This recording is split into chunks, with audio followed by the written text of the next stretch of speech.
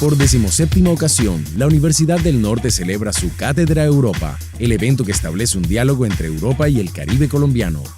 Llevamos a ustedes el 7º simposio Las sociedades ante el reto digital.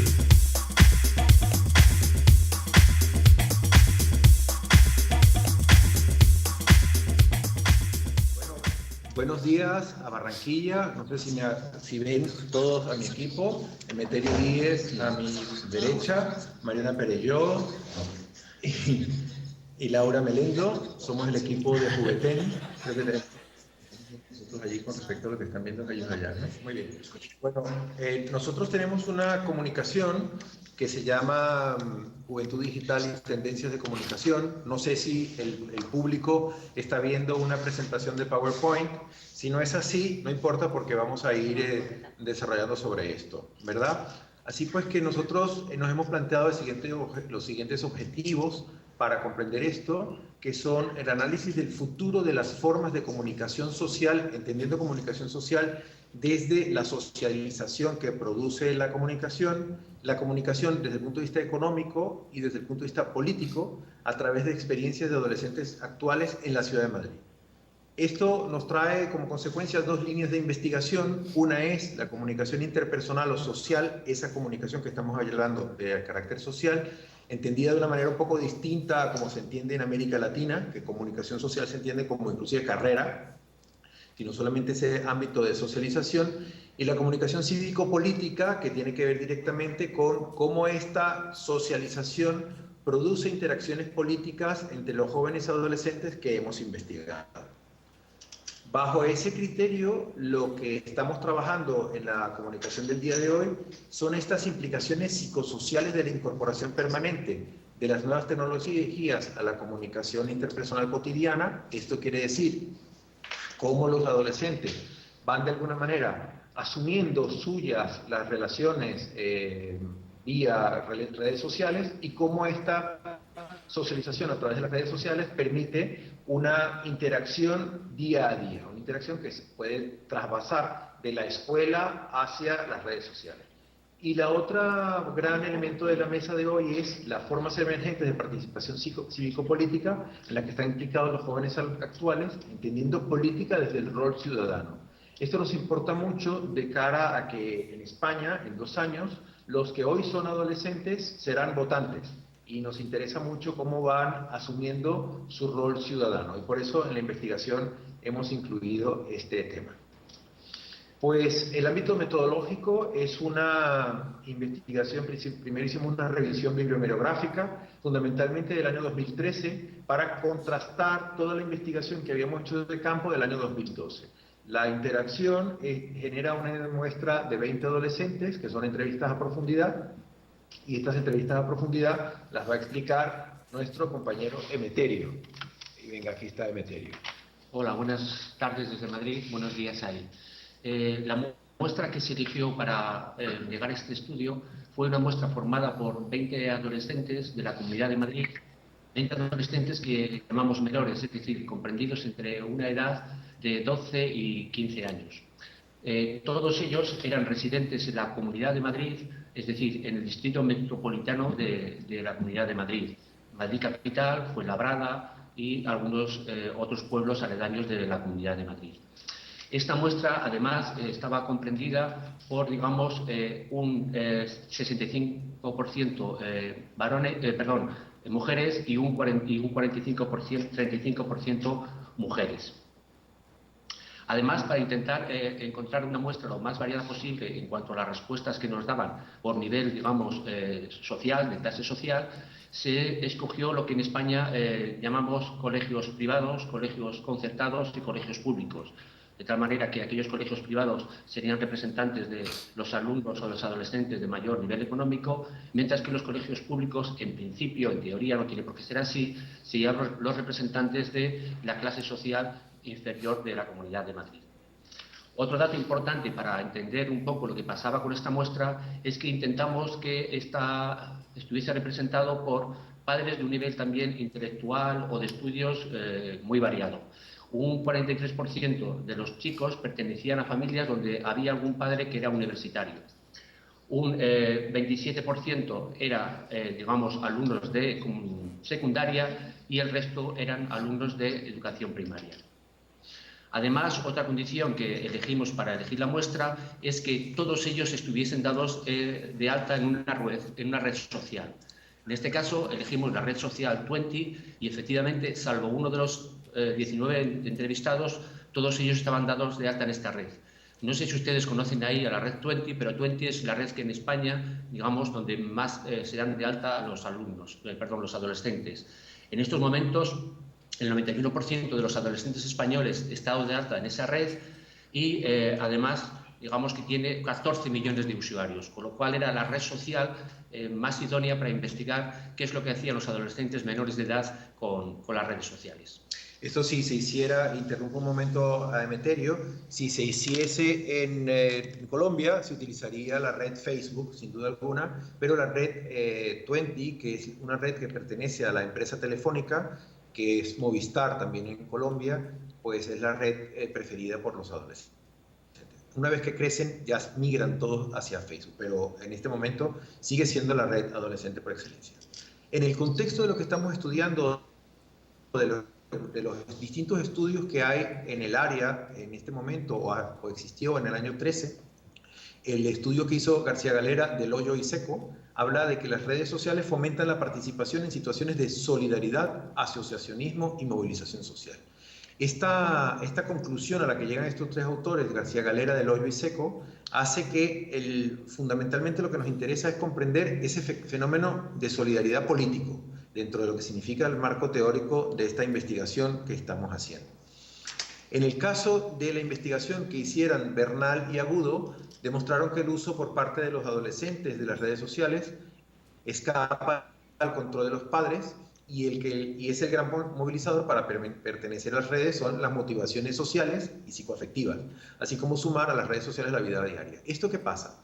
De alguna forma, en nuestros propios estudios, lo vamos a ver en un momento, el adolescente se suma a las redes sociales un poco por picardía frente a los padres. Es decir, a pesar de que los padres saben de la existencia de esto y ellos suelen pedir permiso para pertenecer a las redes sociales, el solo hecho de la pertenencia hace que tengan cierta picardía para movilizar psicoafectivamente su condición frente a otros compañeros más o menos de la misma edad en el tema de las redes sociales. Vamos a ver. El estudio que hizo Padilla dice que los universitarios españoles usan las redes sociales como nuevo paradigma de comunicación. Es decir, de alguna manera, el uso de las redes sociales se ha convertido ya en una praxis normal, o más o menos normal, entre los universitarios españoles. Quiere decir que estos universitarios seguramente vienen de un uso, desde el tiempo de la adolescencia, de las redes sociales, y que a la vez esta condición de pertenencia y de nueva socialización la extienden hacia el mundo universitario. Eso es bien interesante también, ustedes que están allí en ese auditorio en el que estuve yo hace un par de años, Elías, por cierto, muy simpático ese espacio. Pasa otra. Almanza, Fonseca y Castillo, otra investigación del año 13, plantea que las redes sociales tienen un lenguaje o un léxico propio y una sintaxis adecuada a la velocidad de conectividad y comunicación de las redes sociales. Todos sabemos muy bien que se utilizan abreviaciones de las palabras, que es una simple Q, D es una simple D, casa puede ser KSA, etc. Ese tipo de léxico nuevo. Una investigación que hicimos, Emeterio y yo, habla de los jóvenes crean una identidad digital con sus perfiles fotográficos. Es decir, cada uno de nosotros ahora asume, de hecho, por ejemplo, el selfie es una condición importante, asume desde su fotografía cómo es su nueva identidad y pasamos mucho tiempo en el ejercicio de definir exactamente cómo va a ser esa identidad con respecto a nuestro propio móvil. Un ejemplo muy interesante fue nuestra profesora Laura Melendo, estaba esta mañana haciéndose fotos selfies para organizar su identidad en la red Twitter. Bueno, luego hicimos un análisis de los verbatim, de todas estas encuestas, todas estas entrevistas a profundidad que hicimos un análisis de toda esta verbata y lo que nos arrojó fueron cosas muy interesantes, que es lo que vamos a compartir con vosotros ahora.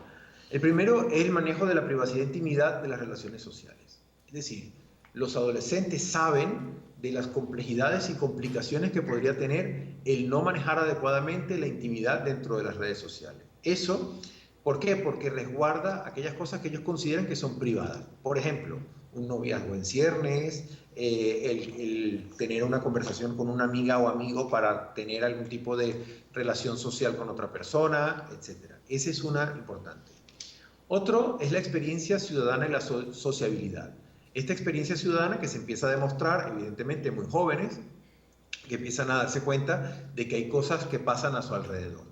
En España, por ejemplo, el tema educativo, que se ha reflejado en una cosa que son unas camisetas verdes de protesta, es un tema de interés entre los adolescentes, por supuesto, porque afecta directamente su proceso de formación. El otro es las posibilidades de las redes sociales para los jóvenes, hasta qué punto existe una amplia comprensión del fenómeno de la red social. Y en esto, aparentemente, conocen los jóvenes los límites de las redes en materia de seguridad de su intimidad. Es decir, saben poner los distintos muros necesarios o fronteras necesarias a su propio perfil, de manera de no ser atacados o vulnerados por otros. Saben limitar los temas que son propios para ellos, saben compartir algún tipo de fotografías, otras no. Sobre todo el tema fotográfico es una preocupación importante. Les preocupa si se toman una fotografía en bikini que no esté pública, o sea, que no le vayan a ver la celulitis o algo por el estilo. El tema del control parental es un tema importante. Los adultos que tratan de mantener cierto control sobre las actividades, los profesores están muy preocupados en los colegios madrileños sobre lo que es el uso de las redes sociales por parte de sus adolescentes. Lo que están buscando de alguna manera es que el fenómeno tenga cierto control o cierto nivel de protección para entrar adecuadamente a las redes sociales. Y ahora dejo la palabra a Emeterio nuevamente. Sí, últimamente nuestra línea de investigación lo que está haciendo es avanzar en esto que llamamos aquí en España el control parental, o también se llama la mediación familiar. Es decir, hasta qué punto los adolescentes menores de edad, insisto, niños o adolescentes que tienen entre 12 y 15 años de edad, están entrando en la red y están siendo controlados por sus padres. No hemos dicho que para entrar en Twenty hay que tener 16 años. Y por lo tanto, prácticamente ninguno de los adolescentes, 14 años, prácticamente ninguno de los adolescentes que teníamos en las muestras tenía esa edad. Había adolescentes que entraban con 11 años, había adolescentes que incluso habían entrado con 10. Y lo curioso es que entraban con permiso de los padres.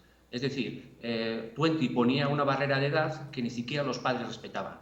¿Y por qué los padres no respetaban esto? Porque en realidad cuando se daban de alta se aseguraban que, por ejemplo, y esto es una forma de control parental, que en la red hubiese un hermano mayor que controlaba lo que colgaba la hermana pequeña o el hermano pequeño, un hermano mayor que se daba cuenta del número de amigos que tenía y un hermano mayor que, por ejemplo, podía controlar el tiempo que estaba conectado su hermano menor a esa red. En este tema del control parental, lo que nos dimos cuenta, por lo tanto, es que el control realmente, de lo que llamamos mediación familiar, no es solamente gestionado por los padres, madre y padre, sino es gestionado por los hermanos mayores, por los tíos que se conectan a la red, muchas veces por los primos mayores e incluso en algún caso por los abuelos.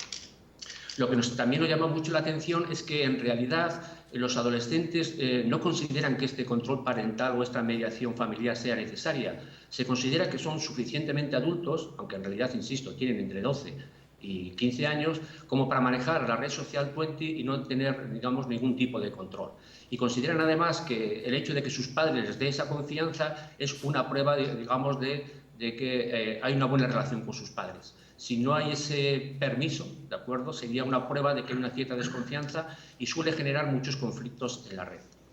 Pues bien, aunque los padres efectivamente admiten que sus hijos entren en la red Twenty con una edad que no corresponde, en realidad comprobamos a continuación que efectivamente ellos ponían muchos tipos de control para evitar que tuviesen algún percance en la red. Y el control parental más usado en España, y creo que también a nivel internacional, es el control de los tiempos de uso de la red. Comprobamos que la mayoría de los padres, por ejemplo, ponían límites al tiempo. ¿Cuántas horas tiene que estar conectado un adolescente a una red o a Twenty? ¿Cuánto tiempo tiene que estar conectado a un ordenador? Las estadísticas en España nos dicen que la media del tiempo conectado de los adolescentes menores de edad a una red es de 2 horas. En nuestro caso también se cumplió esta estadística, aunque es cierto que las estadísticas en España nos dan resultados muy contradictorios. Cuando preguntamos a los padres hasta qué punto sus hijos han tenido problemas en una red social, nos suelen dar datos muy bajos. de 100 alumnos conectados a una red 20, solamente 11 habrán tenido problemas de acoso, de páginas pornográficas que se le abren, con lo cual digamos que el índice es muy bajo. Sin embargo, cuando preguntamos a los adolescentes si han tenido algún problema o han sufrido algún peligro en Internet o en una red social, resulta que en el 70% de los casos nos dicen que han tenido algún percance. Por lo tanto, hay cifras, insisto, muy contradictorias según preguntemos a los padres o a los alumnos o a los adolescentes. Los padres parece que no se percatan y hasta qué punto sus hijos están teniendo problemas. Pues bien, dentro de estos problemas, insisto, el control de los tiempos les parece que es la parte fundamental. Intentar que no estén más de 2 horas conectadas. Y la mayoría de los problemas parentales con los hijos respecto al 20 y las redes sociales es la cuestión del tiempo. Otra forma de control que utilizaban los padres para evitar que los adolescentes estuviesen demasiado tiempo conectados a las redes sociales era intentar que el ordenador estuviese colocado en un lugar público de la casa. Porque en España aproximadamente los adolescentes se conectan a Internet en el 80% de los casos desde su casa. Y luego el segundo lugar donde se conectan es en el colegio. Es importante que os informe que estas entrevistas se hicieron en España en el año 2012 y que en estos momentos, 2014, la situación de los adolescentes respecto a las posibilidades de acceso a Internet es muy distinta. La mayoría ya dispone de teléfono móvil, la mayoría ya dispone de tarifa plana para entrar a Internet y, por lo tanto, estos datos son relativos a aquel momento. Y finalmente, una última conclusión, digamos que fue muy importante respecto al control parental, es que en el 50% de los casos los padres utilizaban herramientas informáticas para evitar que los adolescentes entrasen en cualquier momento en Internet o accediesen a páginas. El control parental informático me permite limitar páginas, me permite limitar tiempos, me permite que de alguna manera, sin que yo esté presente, el ordenador haga las funciones de control parental. Y esto es todo. Muchas gracias. Pues Elías, hemos culminado también nosotros la comunicación. Estamos abiertos a cualquier tipo de pregunta que el auditorio o alguna de las personas conectadas nos quiera hacer. Muchísimas gracias, Max, Emeterio y demás ponentes de la Universidad Camilo José Cela, que también tiene un espacio habilitado dentro de el mismo recinto universitario para que sus alumnos sigan este evento desde España. No sé si tienen alguna pregunta con respecto a Max, sobre la base de que está conectado por Skype y de ahora en adelante sí ya vamos a tener ya más la presencialidad y estaré un poco más tranquilo. Sí. ¿Alguna pregunta? ¿Nada? Ajá.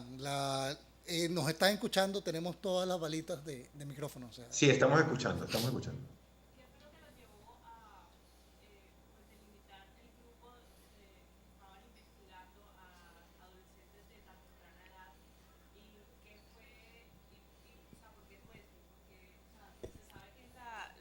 Red social más grande en España, pero, o sea, hay muchas redes sociales, ¿por qué escogieron esa en específico? ¿Escuchaste? Sí. A ver, hemos escogido, como decíamos al principio, a la red social 20 por ser la más usada de acuerdo a los índices de uso estadístico dentro de lo que significa España por adolescentes españoles y en particular adolescentes madrileños. Y hemos utilizado un estudio cualitativo de entrevistas a profundidad porque lo que queremos hacer es ir contrastando los datos que la estadística está proporcionando frente a lo que nosotros estamos entendiendo como lo que los propios adolescentes hablan de su relación con las redes sociales. Y la investigación nuestra lo que demuestra de alguna forma es que la red social 20 y lo que los adolescentes dicen de esta red social y de sus relaciones sociales, tanto desde el punto de vista político como desde el punto de vista social, coinciden con los estudios estadísticos que se hacen en toda España, en el ámbito nacional. Evidentemente, los estudios que hacemos no son extrapolables a otro tipo de sociedades o a otro tipo de países, pero sí pueden ser de utilidad de cara al montaje de algún tipo de investigación en otras latitudes. Comencemos con la señorita que tiene el micrófono. Mi pregunta es, ¿qué cambios han notado pues en los jóvenes que hacen mucho uso de las redes sociales pues en sus personalidades? Bueno, realmente no fue objeto de nuestra investigación el cambio psicológico de la personalidad de los estudiantes. Lo que sí observamos es que hay una red social dependencia, que es de alguna forma lo que decía el estudio de Padilla, uno de los que hemos visto aquí, que tiene que ver directamente con la relación que tienen los jóvenes cada vez más cercana a utilizar a las redes sociales para su socialización. Pero no fue objeto de nuestro estudio la pregunta que nos hace, señorita. Pero si vieron la conexión entre la aceptación social, digamos, entre los estudiantes y su conexión en la red social. O sea, cómo se, cómo se proyectan en las redes sociales y, digamos, su aceptación social dentro del grupo. ¿Cómo se proyecta en el sentido del perfil, por ejemplo? ¿Será su pregunta? Sí. A Sí, o ver, sea, con el tipo respecto de al fotos que perfil, montan, los contenidos que ponen en sus redes sociales, pues. ya, con respecto al perfil, hicimos un estudio previo en 2011, si no me equivoco, Meterio, Sí. que tenía que ver directamente con cómo manejan ellos, los adolescentes y las personas en general, también un estudio cualitativo sobre cómo manejan las fotografías de perfil y cómo se autodescriben en los perfiles. Ese estudio nos permitió a nosotros definir algunas cosas como, por ejemplo, el ser urbanita o el ser una persona vinculada al campo, o el definir su propiedad con respecto a la cercanía de la fotografía. Mientras más jóvenes la fotografía es más cercana y mientras mayores nos hacemos la fotografía más lejana para que no se nos noten las arrugas. Observamos cosas como el tema de la compañía o la soledad. Puede ser, mientras más adolescentes parece que les gusta más aparecer con otros compañeros, mientras más van perfilando su propia personalidad, van alejándose de esta condición de paridad o grupos, ¿no? Fundamentalmente también vimos que las chicas se fotografían más en grupo que los chicos. Los chicos se fotografían más con la peña deportiva, pueden utilizar con más frecuencia el logotipo de su equipo favorito de fútbol. Los chicos utilizan más una identidad. Los chicos usan más identidad falsa, eso fue muy interesante también. Utilizan más identidad falsa que las chicas. Pues bueno, eso fue lo que observamos, pero eso es un estudio de 2011, previo a este que estamos llevando adelante. Bueno, última pregunta. 12, usted dijo que el estudio lo hizo en el 2012, antes de que pues, la gente tuviera los teléfonos móviles inteligentes. ¿Usted cree Sí. que ahora que ya los jóvenes tienen, o sea, el teléfono móvil, el índice de peligro que usted dijo que era 11 y 70% subió, o la conciencia de los usuarios mitiga esos peligros? O sea, en la actualidad.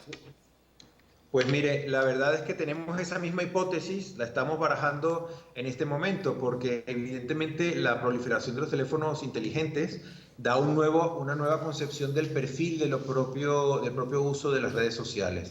Esa pregunta nos la hacemos exactamente Sí, Emeterio y yo sí. en este momento. Yo creo que es importante que de la misma manera que existe un control parental, que existe un control parental respecto al ordenador y un autocontrol, es decir, una política de buenos usos por parte de los propios adolescentes respecto al ordenador, la hay respecto también del teléfono móvil. El teléfono móvil también tiene herramientas de control parental, también se pueden activar, basta que los padres las ejerzan. También los adolescentes son conscientes de que el móvil, ¿de acuerdo?, les permite acceder rápidamente a Internet, pero que ese acceso tiene peligros. Con lo cual pensamos que tanto autocontrol como control parental se van a prolongar a través de los móviles, simplemente que con otras estrategias. ¿Cuál es la estrategia que posiblemente ya funcione menos? La del control de los tiempos, porque va a ser prácticamente imposible, con una conectividad constante, que el factor tiempo sea el elemento fundamental de control parental. ¿Cuál será la nueva estrategia de los padres para controlar los móviles? Pues lo veremos un poco en la práctica, y eso sería un poco lo que queremos investigar en el futuro. Sí.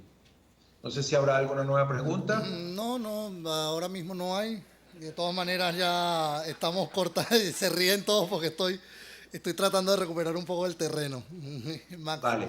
De todas Pues maneras, nada, se me había pasado por para ahí. el equipo de investigación de Juveten, Laura Melendo, que está a mi izquierda, vamos para que los vean a todos, por favor, porque Muy bien, estamos muchas todos gracias. aquí muy atentos. Mariana Perelló y también Emeterio Díez, que está aquí. Ha sido un gusto compartir con todos ustedes en este 7º simposio de la era digital. Y pues nada, siempre la orden, encantados de participar y esperamos que disfruten mucho las conferencias presenciales también. Muchísimas gracias, Max. Recuerdo que todos los perfiles de nuestros ponentes está colgado dentro del portal del simposio. Y además de eso, que desde el día de ayer está colgada el acta, memoria de todas las comunicaciones que fueron enviadas para publicación dentro de este simposio, entre ellas la de Max y el resto de compañeros desde España. Pues muchísimas gracias, Max. Gracias. Esperamos tener un octavo simposio y contigo también. Muchas gracias, Elías. Un saludo a todos y un aplauso para vosotros allá y que sea bonito el tiempo en Barranquilla para el Congreso.